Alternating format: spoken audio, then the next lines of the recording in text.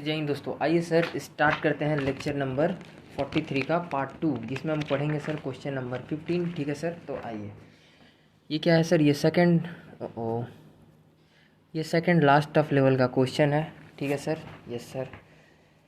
सब कुछ सेम है बट ओनली सिर्फ वर्डिंग थोड़ा सा समझना है आपको। ठीक है सर, सिर्फ बट ओनली अरेंज ऊपर नीचे है। ठीक है सर, सब कुछ सेम है, सिर्फ अरेंज ऊपर नीचे है, वर्डिंग से रिगार्डिंग पॉइंट है, सिर्फ वर्डिंग चेंज है। ठीक है सर, ओके।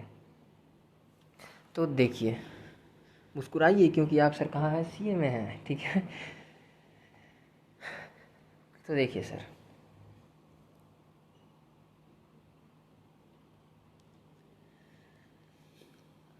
क्वेश्चन पढ़ना स्टार्ट करते हैं। ठीक है, यहाँ पर साइड में कुछ पॉइंट है, ये पॉइंट को हम आपको बाद में डिस्कस कर देंगे। ठीक है सर, उसी पॉइंट से रिगार्डिंग हम सोच रहे थे कि क्या करें, कैसे कर लेना है। ओके सर, तो देखिए, from the following particulars you are required to calculate the amount of claim for builder well, ठीक है, limited, whose business premises was partly destroyed by fire. ठीक है सर, बिल्डर वेल का क्लेम, बिल्डर वेल लिमिटेड जो था, ठीक है sir, जिसका उस business premises was partly destroyed हुआ, फायर से आग लग गया। ठीक है सर, ओके। सम एश्योर्ड, क्या क्या डॉक्यूमेंट पाया गया? सम एश्योर्ड था कितने का सर? इंश्योरेंस था 4 लाख का। ठीक है, इंश्योरेंस फ्रॉम 31 दिसंबर 2011। ठीक है सर, पीरियड ऑफ इंडेमिनिटी, ठीक है, मतलब इंश्योरेंस करवाया गया था, 12 मंथ के लिए। ओके सर, ठीक है। फिर डेट ऑफ डैमेज 1 जनवरी 2012। ठीक है सर, 1 जनवरी को आग लगा। ध्यान रखिएगा, आपका करंट ईयर आपका क्या है सर? 2012। आग कब लग गया? 1 जनवरी को ही। ठीक है सर, ओके। तो 1 जनवरी को आग लगा। सॉरी सर, हिचकी आ रहा था। Yes sir, okay. तो इसके बाद क्या है? Date of which disruption of business ceased, मतलब परेशान कब तक रहें, डैमेज पीरियड कब तक चला? तो 31 अक्टूबर 2012 तक। ठीक है सर, 2012 तक ले, मतलब 2012 तक क्या चला सर? आपका डैमेज पीरियड चला। ठीक है, 10 मंथ तक चला, दैट इज़ 10 मंथ्स तक ये चीज़ चला। ठीक है सर, तो देखिए अब उसको क्या करेंगे सर। ठीक है, the subject matter of the policy was gross profit. ठीक है, परेशान रहे, डैमेज पीरियड चला, इतना तक का, ये सारे बात तो सर क्लियर था। ठीक है, ओके। तो करंट ईयर का भी हमें पता चल गया सर, 2012 कैसे बात किए। ये जो डैमेज आपका हो रहा है 31 अक्टूबर 2012 को, मतलब सॉरी 1 जनवरी 2012 को, ये 2012 बता रहा है कि आपका करंट ईयर ऑफ डैमेज क्या है? 2012। ओके सर, तो इतना हमें पता चल गया सर। यस सर, अब देखिए अगला काम क्या है? The subject matter of the policy was,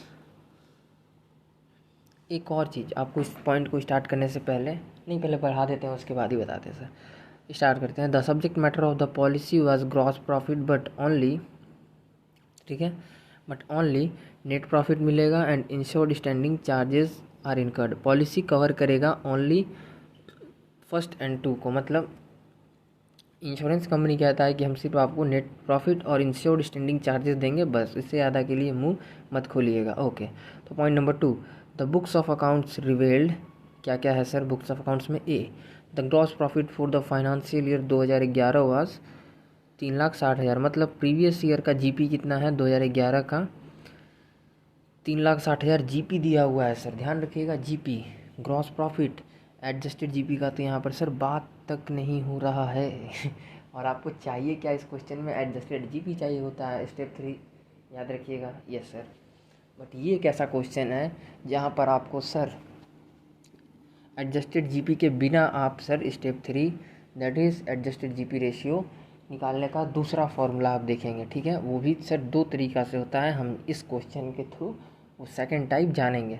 ठीक है सर, इस क्वेश्चन में बहुत सारी स्पेशलिटीज़ हैं जो कि हम देखेंगे सर। बहुत ही सॉलिड क्वेश्चन है, सॉलिड। लैंग्वेज भी चेंज है, ठीक है, वर्डिंग भी क्वेश्चन का सर थोड़ा डिफरेंट टाइप का है, और क्वेश्चन भी जो है ना सर वो भी ऐसा है, मतलब वर्डिंग जो है बहुत ही सॉलिड है। अब आ जाइए दूसरा नंबर पे the actual turnover for financial year 2011 was, 2011 का एक्चुअल टर्नओवर कितना था, फाइनेंशियल ईयर का टर्नओवर कितना होगा। ये तो सर ऊपर जीपी दिया है, ये अलग चीज़ है। और उस ईयर का टर्नओवर कितना है, 12 lakh, which was also the turnover in this case. तो ये है सर आपका T3, ठीक है, यस सर T3 हो गया। See the turnover for the period 1 जनवरी से लेकर के 31 अक्टूबर तक, turnover for the period, sorry 31 जनवरी बोले क्या, 31 जनवरी बोल दिए क्या, sorry. See the turnover for the period of 1 जनवरी से लेकर के 31 अक्टूबर तक इन दिस प्रीसीडिंग ईयर, ठीक है, प्रीवियस ईयर में, मतलब यहाँ पर देखिए सर आग कब लगा है, आपका इंटरमीडिएट पीरियड क्या है, 1 जनवरी 2012 से लेकर के 31 अक्टूबर 2012 तक। तो यही चीज़ सेम यहाँ क्या लिख दिया, ईयर प्रीसीडिंग। तो ये क्या इशारा करता है सर, ईयर, एक बार पहले पूरा लाइन पढ़ लेते हैं फिर समझाते हैं। The turnover for the period 1 January to इतना in the year preceding the loss was 10 lakh. मतलब ये बताता है कि T2 है, ठीक है, ईयर प्रीसीडिंग है, ठीक है, दैट इज़ T2, बट ये विदाउट ट्रेंड है। आपको सर 4th नंबर स्टेप के लिए इसमें ट्रेंड को ऐड करना पड़ता है, ठीक है। बाकी इधर में सर कुछ भी नहीं है, ये कहानी सब वही है कि प्रीवियस ईयर का नवंबर दिसंबर से ग्रोथ होना स्टार्ट हुआ था। तो इफ़ फिक्स्ड नहीं लग, हाँ प्रीवियस ईयर का नवंबर दिसंबर से, इसमें यही लाइन में कह रहा है सर, इस लाइन को आप पढ़ेंगे तो आप ये पाएंगे कि प्रीवियस ईयर में नवंबर दिसंबर से ही ग्रोथ होना हमने स्टार्ट किया था। हमारा ये जो बिज़नेस है जिसमें सर फायर हुआ है, ये बिज़नेस जस्ट पिछले साल में नवंबर दिसंबर 2011 में ग्रोथ होना स्टार्ट ही किया था, ठीक है। बट इफ़ फायर नहीं लगता तो इस बार करेंट ईयर में अच्छा खासा ग्रोथ होता, ठीक है सर। तो ये बात कहा जा रहा है, ध्यान से दीजिएगा सर। ये क्वेश्चन जो है ना, ये क्वेश्चन कैलेंडर ईयर पर है, ठीक है, कैलेंडर ईयर पर बेस्ड है। सी इशारा कहाँ कहाँ है, पहला इशारा तो आपको ये कर रहा है सर, ठीक है, कि सम इंश्योर्ड 31 दिसंबर 2011 तक के लिए इतना है, ये है एक इशारा, ठीक है। इशारा number 2, actual turnover for financial year 2011 का इतना पूरा का पूरा दे दिया, ठीक है, मतलब प्रीवियस ईयर में 2011 में इतना सेल था। तो ये आपको एक इशारा दे रहा है कि ये क्वेश्चन जैन टू दिसंबर, ठीक है, मतलब ये कैलेंडर बेस्ड क्वेश्चन है, ठीक है सर।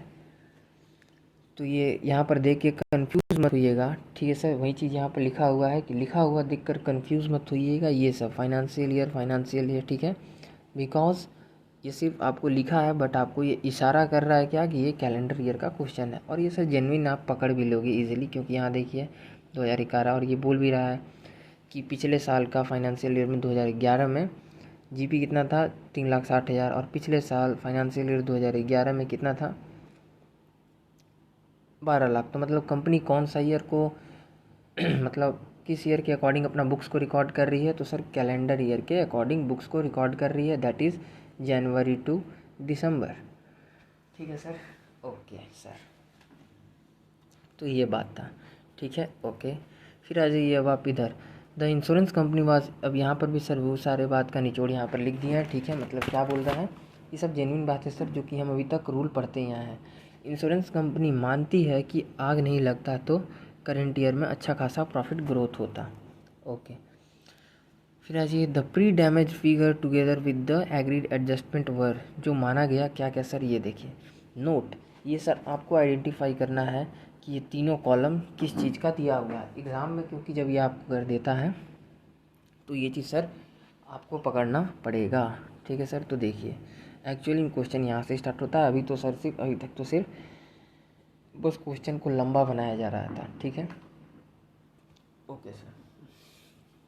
तो देखिए पीरियड है, नोट तुमको आइडेंटिफाई करना पड़ेगा, ये क्या है, प्री डैमेज फिगर, मतलब प्री डैमेज मतलब 2011 का बात हो रहा है, डैमेज होने से प्री पहले ईयर का फिगर है, दैट इज़ प्रीवियस ईयर का figure. Adjustment to be added मतलब ये क्या है सर, ये ट्रेंड अमाउंट है, वो जो ट्रेंड है यहाँ पर सर ट्रेंड का डायरेक्ट आपको अमाउंट ही दे दिया गया, ठीक है, कि ट्रेंड कितना कितना हो रहा है, ट्रेंड इतना होता, ठीक है, अगर आग नहीं लगता तो इतना ग्रोथ होके इतना दिखाई देता, ठीक है। तो ये क्या है, एडजस्टेड स्टैंडर्ड टर्नओवर, मतलब करेंट ईयर दैट इज़ 2012 का बात है ये, ठीक है। तो देखिए, अब देखिए सर, इसको अलग अलग पीरियड में आपको दिया हुआ है। एक तो जनवरी में अलग, फरवरी टू अक्टूबर का अलग, नवंबर टू दिसंबर का अलग। इसमें सर आपको सिर्फ डरा रहा है कि क्वार्टरली वाइज लगेगा या क्या होगा, बट इसमें सर आपको थोड़ा सा सिर्फ एक जगह आएगा, हम बताते हैं आपको कहाँ पर क्वार्टरली वाला लगेगा, जो कि आपका सर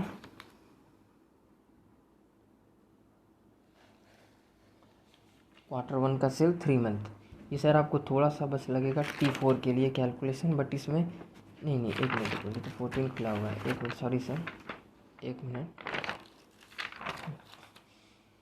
ये सर सिर्फ आपको डरा रहा है, ठीक है, कि ये इस टाइप का देख, ठीक है, बट इस क्वेश्चन में आप ध्यान से देखेंगे तो आप भी पकड़ सकते हैं कि ये क्वार्टरली बेस्ड क्वेश्चन नहीं है, क्योंकि ऊपर में एक तरफ जनवरी सिर्फ और एक तरफ में नवंबर दिसंबर और बीच में सर पूरा 9 महीना। तो इस तरह तो सर क्वार्टरली भी क्वेश्चन नहीं होगा, ठीक है।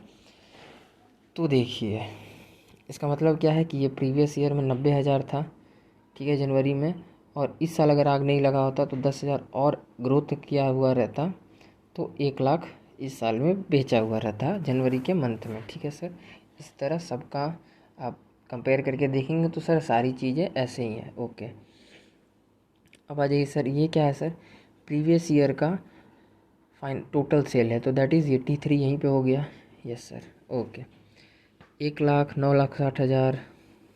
अब देखते हैं सर, ये दोनों को ऐड करिएगा तो आपका ये साइड वाला थर्ड कॉलम आ जाएगा ग्रीन वाला, ठीक है।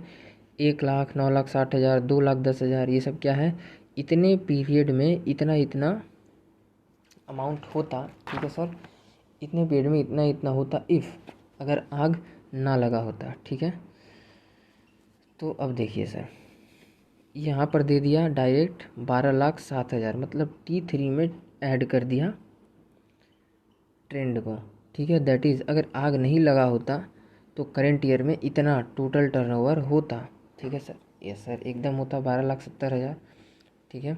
और ग्रॉस प्रॉफिट भी आपको सर यहीं पर दे दिया, ठीक है, 3,60,000, और adjustment to be added growth कितना इतना होता अगर आग नहीं लगा होता, तो ये है सर आपका 4,06,400। ये है आपका एडजस्टेड टर्नओवर। क्या है सर, ये एडजस्टेड जीपी है, ये एडजस्टेड जीपी है। तो सर ये दो तरह का एडजस्टेड है, एक तो सर विथ ग्रोथ इतना है और एक तो यहाँ है, ठीक है। तो ये एडजस्टेड स्टैंडर्ड टर्नओवर है, ठीक है। तो ये बात का ध्यान रखिएगा, इसका क्वेश्चन आपको सेकंड टाइप आपको स्टेप 3 भी यूज़ करना होगा, ठीक है सर। फिर आ जाइए, रेट ऑफ ग्रॉस प्रॉफिट 30%। इस जीपी से मतलब नहीं है कुछ भी, एक्चुअल ये 2011 का, फिर 2012 में एडजस्टेड 32%। इससे फ़िलहाल तो सर भी कुछ नहीं किए थे, हम भी कुछ नहीं किए। जब आप मॉड्यूल्स को देखिएगा तो सर अगर वहाँ पे कुछ समझ में आए तो वहाँ पर आप यूटिलाइज़ कीजिएगा, बट फिलहाल इससे कोई यूज़ नहीं होगा और आंसर सॉल्व होगा, ठीक है। तो देखिए, increase cost of working amount 1,80,000 additional expense किए, ठीक है। देयर वाज अ क्लॉज, एक मिनट सर, थोड़ा टेक्निकल प्रॉब्लम है, इस वजह से हमको ये वीडियो थोड़ा सा यहाँ पर रोक रहे हैं। हम जस्ट इस वीडियो को यहाँ से सर कवर कर देंगे, ठीक है।